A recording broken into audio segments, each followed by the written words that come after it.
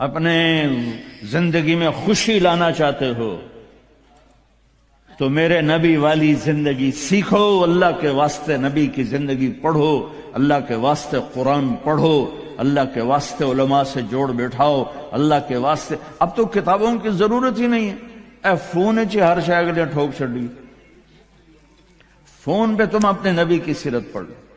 اپنے ایک بہت بڑا تاجر تھا وہاں ادھر پاکستان میں، تو ہم کھانے پہ کٹھے تھے تو اس کے فون کی گھنٹی بجی، اس نے یہاں فون لگایا اور ادھر کھانا شروع کیا، پورا آدھا گھنٹہ وہ لگا رہا، ایدے بھی تے ایدے بھی۔ وہ میں نے کہا تہاڈے نہ کاروباراں دا کی فائدہ، تسی تو روٹی جوگے بھی نہیں رہ گئے۔ کہا جی وہ بہت بڑا جرمنی میں مال پھنس گیا تھا تو وہ اس کے لیے پھر بڑی اہم کال تھی۔ میں کہتا وہ کرم والے تو روٹی پھر بعد ہی کھا لے، میں روٹی کھانے کے بھی قابل نہیں چھوڑا ہمیں۔ تو میرے نبی کی زندگی، جب آپ گھر میں ہو تو اپنی بیوی کو عزت دو، بیوی خاوند کو عزت دے، کبھی اونچ نیچ ہو جائے۔ یہ دنیا ہے، یہ جنت نہیں ہے، یہاں اونچ نیچ ہوگی۔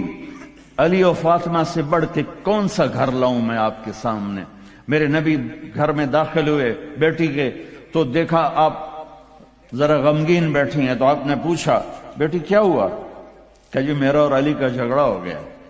تو آپ نے فرمایا علی کدھر ہے؟ کہا جی باہر نکل گئے۔ تو اب یہ نہیں آپ نے کہا کہ میں تو سسر ہوں، میں کیسے کہوں میں اپنے داماد کو ڈھونڈوں۔ آپ خود ڈھونڈنے نکلے، کسی سے نہیں کہا کہ جاؤ علی کو بلاؤ۔ جب گئے تو وہ مسجد میں لیٹے ہوئے تھے اور کمر پہ مٹی لگی تھی، تو آپ نے پیار سے کہا ابو تراب اٹھو۔ یہ ٹائٹل آپ کو ہمارے نبی نے دیا، ابو تراب اٹھو۔ ان کو اٹھایا، کچھ نہیں کہا، ساتھ لائے اور گھر میں آ گئے۔ کچھ نہیں پوچھا کیا جھگڑا تھا، کیا لڑائی تھی۔ ہماری طرف دیہاتوں میں پنچایتی ہوتی ہے نا جھگڑے، تو وہ پوچھنے والے ہور لڑا کے کم ہور بخا دیں دن۔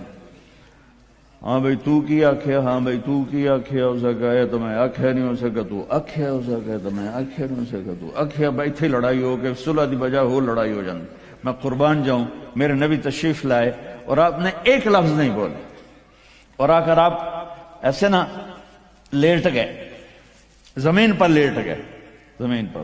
ادھر حضرت علی کو لٹایا، ادھر حضرت فاطمہ کو لٹایا۔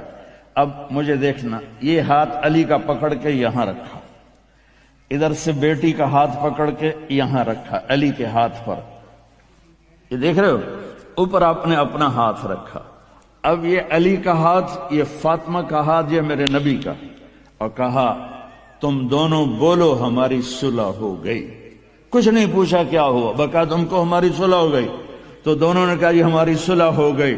تو آپ اتنے خوش نکلے کہ صحابہ بھی آپ کے چہرے کی خوشی کو دیکھ کر پوچھنے لگے یا رسول اللہ آپ تو بڑے خوش نظر آ رہے ہیں۔ تو آپ نے فرمایا میں علی و فاطمہ کی صلح کرا کے آ رہا۔ تو اس سے اونچا گھر اور کہاں سے میں دکھاؤں گا آپ کو؟ یہ دنیا ہے، اللہ کے واسطے اپنی اولاد کے لیے، اپنے لیے، اپنے گھروں کو خوبصورت بناؤ نبی والے اخلاق کے ساتھ، نبی والی محبت کے ساتھ۔ میں کیا سناؤں آپ کو؟ آپ نے حضرت عائشہ سے فرمایا عائشہ سنو، دھیان سے سنو، اظہار محبت، اظہار محبت۔ ہم نے کہا عائشہ مجھے جب سے پتا چلا ہے کہ تو جنت میں میری بیوی ہے، مجھے موت ہی اچھی لگنے لگ گئی۔ اور عربوں کے ماحول میں، عرب کے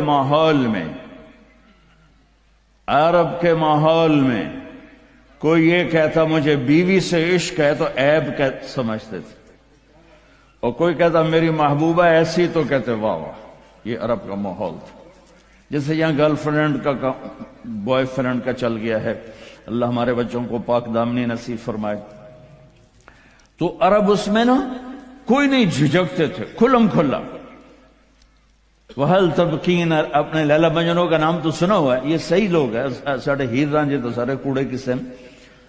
تو وَهَلْ تَبْكِينَ لَيْلَا اِذَا مِتُّ قَبْلَهَا، وقام على قبر النساء النوائح كما لو أصاب الموت ليلى بكيتها وجاد لها دمع من العين صافح. میں نے 2 شعر پڑھے، ہر شعر میں وہ لیلا کا نام لے رہا ہے، لیلا کا نام لے رہا ہے. یہ کلچر تھا عرب کا کہ معشوقہ سے محبت کا اظہار فخر، اور بیوی سے محبت کا اظہار اور تو رن مرید ہو گیا، تو زن مرید ہو گیا. یہ ماحول سمجھ میں آ گیا.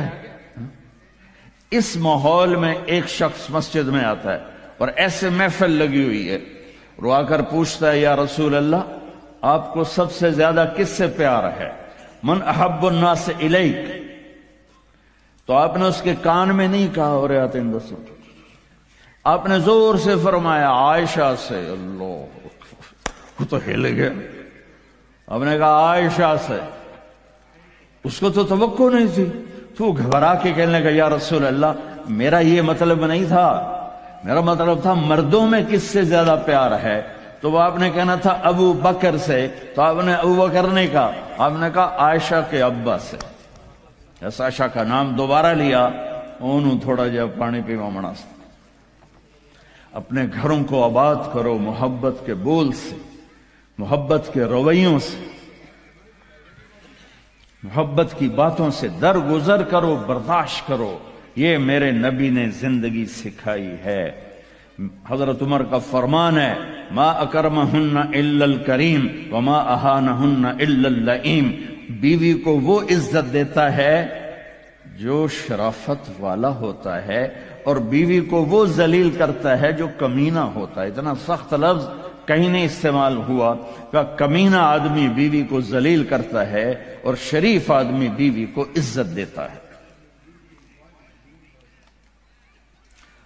تو میرے بھائی بہنوں، اللہ کے واسطے میری فریاد سنو. تمہارے گھروں کی خوبصورتی میرے نبی کی غلامی میں ہے. یہ ڈبل جابیں چھوڑو، یہ بڑے بڑے گھروں کی دوڑ چھوڑو، بڑی بڑی گاڑیوں کی دوڑ چھوڑو.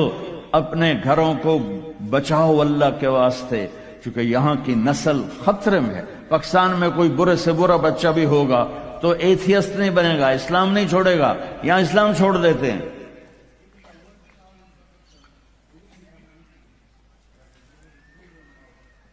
میں آپ کو اپنے گھر کی بتا رہا تھا. ایک بچہ مجھے ملنے آیا، کہنے لگا جی میں نے پورے پاکستان میں ٹاپ کیا ہے ایف ایس سی میں، اور کنگ جو ٹاپ کرتے ہیں وہ کنگ ایڈورڈ میڈیکل یونیورسٹی میں جاتے ہیں. تو 2 دفعہ میں خودکشی کی کوشش کر چکا ہوں. پلز کھائیں، گولیاں، لیکن وہ زندگی تھی بچ گیا. میں نے کہا بیٹا تو چھوٹا سا ہے، تو نے یہ خودکشی کی کیوں یہ تو نے قدم اٹھایا؟ کہا جی میرے امی اور ابو اتنا لڑتے ہیں کہ ڈسہارٹڈ ہو کر میں 2 دفعہ خودکشی کی کوشش کر چکا. ماں اور باپ کی لڑائی نے اتنے بریلینٹ قابل بچے کو مرنے پر مجبور کر دیا. کوئی بھوک نہیں تھی، سوکھے تھے، اچھے خوشحال گھرانہ تھا، لیکن خامد بھی بد زبان، بیوی بھی بد زبان. تو بچے خودکشی پہ آ گئے. بھائیو اگر آپ اپنے آپ کو خوبصورت بنانا چاہتے ہو، دیکھو میں ہاتھ جوڑتا ہوں، سب دیکھو، اس زبان پہ قابو پالو. یہ زبان خوبصورت ہو گئی، دل جڑ جائیں. یہ چند روزہ زندگی ہے. میرے نبی کی 2 سنتیں لے لو. ایک زبان پہ قابو، یہ اس زبان پہ قابو پالو، اس زبان پہ قابو پالو، اس زبان پہ قابو پالو، تو آپ کے گھروں کے 90% مسائل ختم ہو جائیں گے. اور دل کو سب سے صاف رکھو، اور اپنے ایک دوسرے کا ہاتھ بٹھاؤ.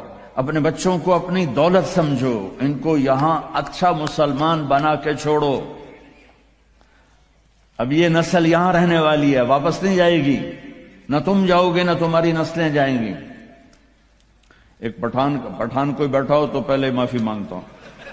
تو ایک پٹھان کا خرگوش گم ہو گیا، تو لوگوں نے افسوس کیا کہ خان جی آپ کا تو خرگوش گم ہو گیا. تو وہ کہنے لگا ارے بھائی غم نہ کرو، ہم نے اس کو نسوار کھلایا ہوا ہے، جب نشہ ٹوٹے گا ہمارے پاس ہی آئے گا. تو تمہیں آسٹریلیا کی نسوار لگی ہے، تم پاکستان واپس جاؤ گے؟ نہیں جاؤ گے، ادھر ہی رہو گے۔ لہذا یہاں اس طرح زندگی سیکھو کہ آپ کی نسلیں اسلام پہ باقی رہیں۔